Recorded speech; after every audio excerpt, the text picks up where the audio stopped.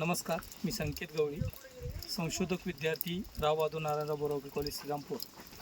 Doctor Kulbhushan Pawar sir यांच्या मार्गदर्शनाखाली माझं संशोधनाचं काम सुरू आहे. त्यानिमित्ताने हरिश्चंद्रगडावर वनस्पती सर्वेक्षणासाठी आल्याकारणाने या ठिकाणी मला सुरेश बारमल साहेब मिळालेले आहेत. त्यांचं इथं छोटंसं हॉटेल आहे आणि त्याचबरोबर या ठिकाणीच्या परिसरातील अनेक ज्या काही रानभाज्या असतील किंवा औषधी उपयोगी वनस्पती असतील त्याचे हे पारंपरिक ज्ञाते आहे. तर आपण यांच्याशी थोडीशी चर्चा करूया. तर सुरेश भाऊ, काय सांगताल की या परिसरातील खाण्यायोग्य वनस्पती किंवा रानभाज्यांबद्दल?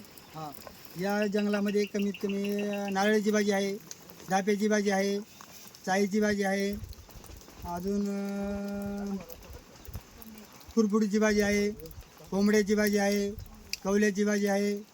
या सगळ्या खाण्याच्या वनस्पती आहेत, आयुर्वेदिक रानभाज्या. अजून काय असतील तर थोड्या बाकी आहेत.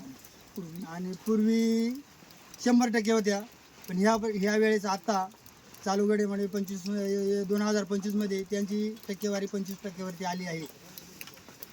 तर नमस्कार, या ठिकाणी त्यांचं असं म्हणणं आहे की ज्या काही पूर्वीचा हा रानभाज्यांचा स्रोत होता तो या परिसरामध्ये खूप जास्त प्रमाणात होता, परंतु पर्यटक म्हणा किंवा काही कारणास्तव बदलत्या हवामानानुसार ह्या भाज्या म्हणजे ऑटोमॅटिक नामशेष किंवा नष्ट होण्याच्या मार्गावर आहे.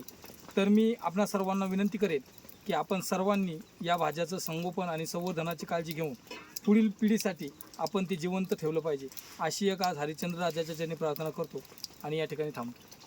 जय हिंद, जय महाराष्ट्र.